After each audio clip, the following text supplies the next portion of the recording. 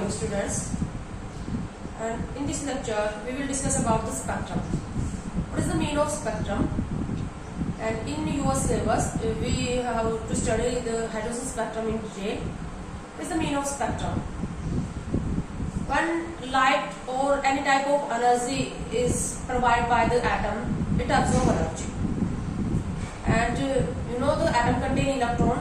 Electron take this energy to move from lower energy level to higher energy level, and they absorb energy. And when they come higher energy level to lower energy level, then they emit energy. So energy is emitted in the form of waves or in the form of photons. So these photons or these waves contain wavelength or frequency of different type, and this wavelength, this different type of wavelength and frequency are when we pass in the prism, then it splits into 7 colors, and these 7 colors is fall on photographic plate, and as impression is obtained on photographic plate or film, this impression is known as spectrum. क्या बोला है मैंने आपको, spectrum क्या होता है? जैसे मैं आपको एक सिंपल एग्जांपल से समझाती हूँ, ये डेफिनेशन मैं आपको बाद में बताऊंगी। क्या होता है हमारे पास, जैसे सनलाइट है। सनलाइट आपको पता व्हाइट लाइट होती है। It is a combination of 7 colours, जिसको विक्ट्योर बोलते हो। 7 कलर्स का कॉम्बिनेशन होती है व्हाइट लाइट। सनलाइट से आने वाली जो लाइट होती है वो व्हाइट होती है, हमें इसमें कलर दिखाई नहीं देते, बट एक्चुअली वो क्या होते हैं, 7 कलर्स का कॉम्बिनेशन होती है, 7 कलर्स से मिलकर बनी हुई होती है। जो क्या होता है, जो सनलाइट होती है वो वाटर ड्रॉप के ऊपर पड़ती है। आपने देखा होगा ये रेनी सीजन में वाटर ड्रॉप्स, एटमोस्फेयर में जो वाटर ड्रॉप्स होते हैं रेनी सीजन के अंदर, तो water drops act as prism. ये किसका काम करती है, प्रिज्म। तो जब सनलाइट वाटर ड्रॉप के ऊपर पड़ती है तो वो क्या होता है, हमें रेनबो दिखाई देता है, यानी कि 7 कलर्स हमें दिखाई देते हैं। 7 कलर्स इस तरह से दिखाई देते हैं। ये जो 7 कलर होते हैं ये किस फॉर्म में होते हैं, विबज्योर की फॉर्म में।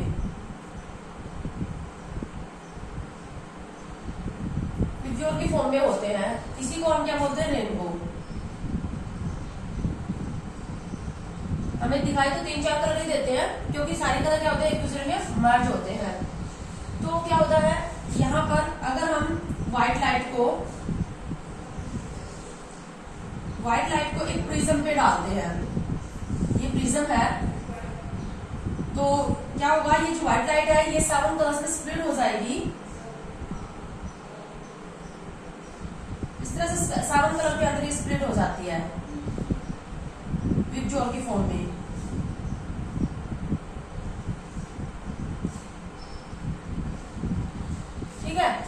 तो ये क्या है, हमने यहाँ पर क्या लगा रखी है, एक फिल्म लगा रखी है, यानी कि हमने कोई पर्दा लगा रखा है।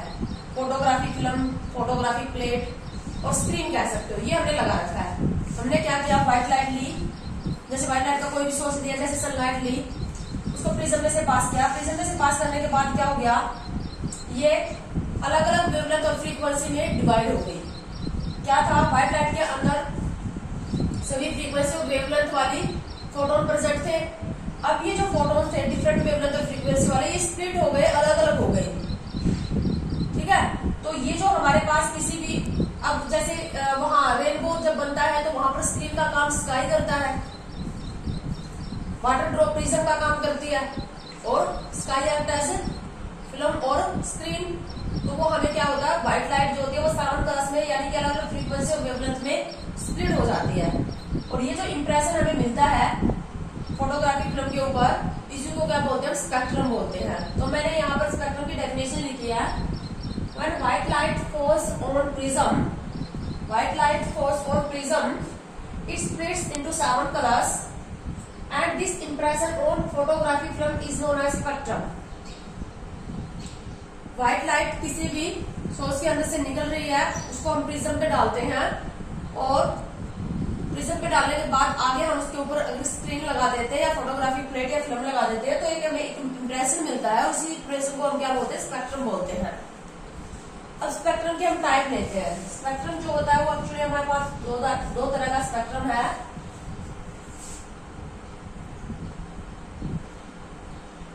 स्पेक्ट्रम एक होता है इमिशन स्पेक्ट्रम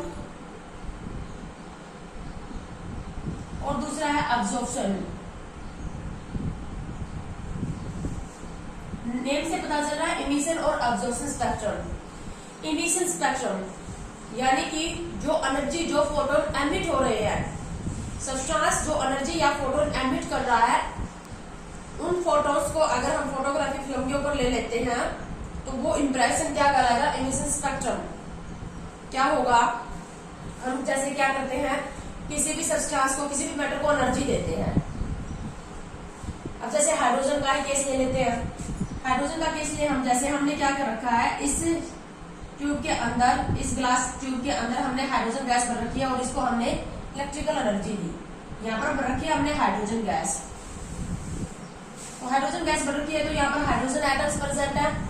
अब यहाँ से इसको क्या मिलेगी, एनर्जी मिलेगी। हमने यहाँ पर इलेक्ट्रिकल एनर्जी प्रोवाइड की इसको, तो इसको एनर्जी मिलेगी।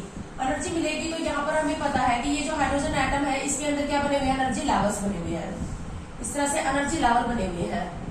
ठीक है, ये n = 1, ये n = क्या हो गया 2, ये n = nth एनर्जी लेवल, इस तरह से बने हुए हैं।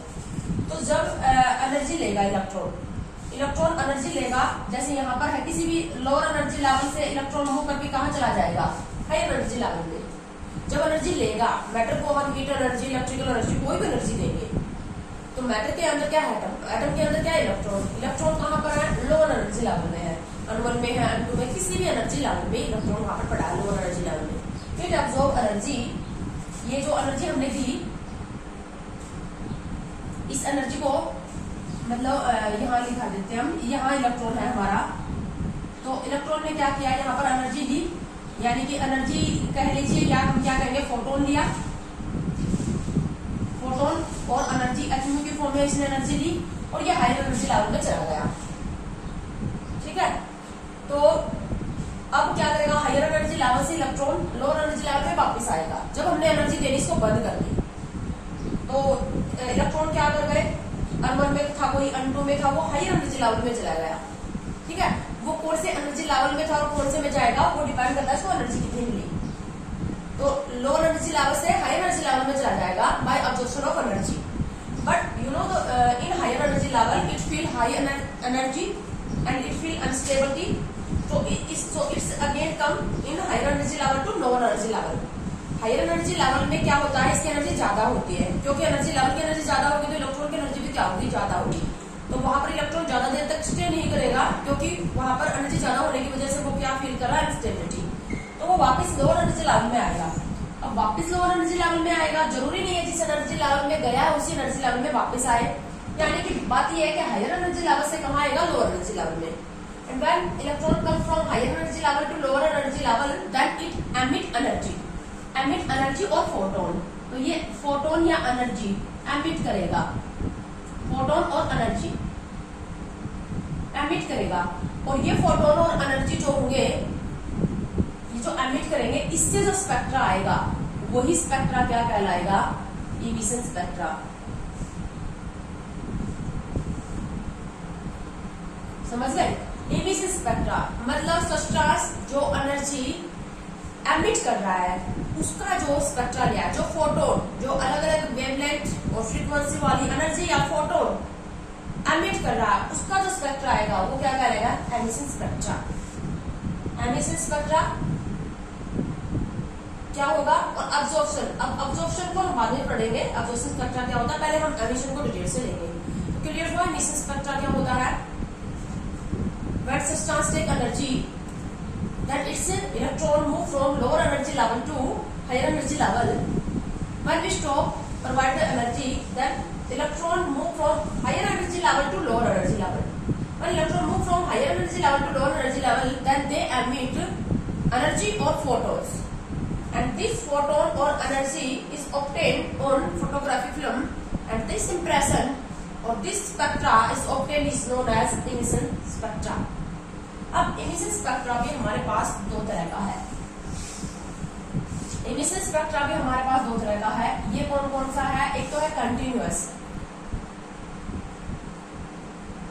कंटिन्यूअस और डिसकंटिन्यूअस। डिसकंटिन्यूअस स्पेक्ट्रा को हम दूसरा नाम लाइन स्पेक्ट्रा भी दे देते हैं, डिस्क्रीट भी दे देते हैं और लाइन स्पेक्ट्रा।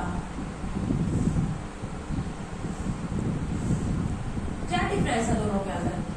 कंटिन्यूअस स्पेक्ट्रा में क्या होता है, नाम से पता चल रहा है, जैसे कि नेम कंटिन्यूअस स्पेक्ट्रा में क्या होता है, जो कलर लाइंस आएंगी हमारे पास, जैसे रेनबो के अंदर होती है, कलर लाइंस बिल्कुल एक कलर दूसरे कलर के अंदर मर्ज होगा, कलर लाइंस के बीच में बिल्कुल भी गैप दिखाई नहीं देगा। No gap is seen, no gap is seen between colour line. Colour line के बीच में कोई गैप दिखाई नहीं देगा।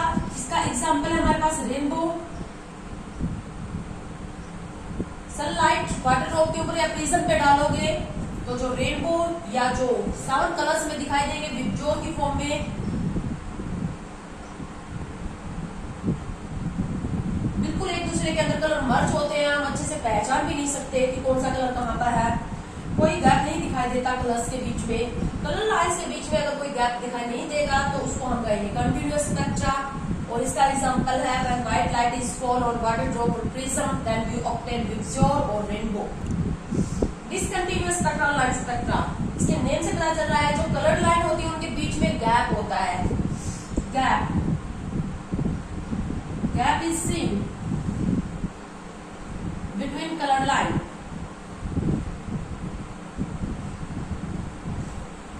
जैसे ये कलर लाइन है, ये कलर लाइन है, तो इनके बीच में क्या हो गया, ये गैप हो गया। ये कलर लाइन है, इनके बीच में गैप दिखाई दे रहा है। ठीक है, तो ये है डिसकंटिन्यूअस और लाइन स्पेक्ट्रा। जो डिसकंटिन्यूअस और लाइन स्पेक्ट्रा होता है वो कौन दिखाई देता है, एलिमेंट के केस में, यानी कि एटम के केस में। इसका एग्जांपल क्या होगा, spectra of atom, spectra of atom. और इसी का वेल नोन एग्जांपल है line discontinuous spectra, hydrogen spectra. हमारे सिलेबस में बेटा डिटेल है हाइड्रोजन स्पेक्ट्रा की, क्योंकि हम पढ़ रहे हैं बोर मॉडल ऑफ एटम, और Bohr model of atom is applicable only for could be explain only the spectra of hydrogen. Bohr की एक लिमिटेशन भी है, it could not explain the spectra of other substance. It could be explain only spectra of hydrogen. तो इसने क्या किया, सिर्फ hydrogen spectra को ही एक्सप्लेन किया, दूसरे सब्सटेंस के स्पेक्ट्रा को एक्सप्लेन नहीं किया। तो हम बोहर पढ़ रहे हैं, तो बोहर मॉडल ऑफ एटम, तो इसके अकॉर्डिंग हमें किसका एग्जांपल लेना है, हाइड्रोजन स्पेक्ट्रा। तो हाइड्रोजन स्पेक्ट्रा को तुमसे पूछ लिया जाए कि किस टाइप का होता है, डिसकंटिन्यूअस लाइन स्पेक्ट्रा होता है। Hydrogen spectra is discontinuous line spectra होता है। इसमें क्या होता है, कलर लाइन होती है और कलर लाइन के बीच में क्या होता है, गैप दिखाई देता है। ठीक है, तो अब हम लेंगे नेक्स्ट वीडियो के अंदर हाइड्रोजन स्पेक्ट्रा, डिटेल से लेंगे हाइड्रोजन स्पेक्ट्रा। टाइप है इसके डिसकंटिन्यूअस लाइन स्पेक्ट्रा।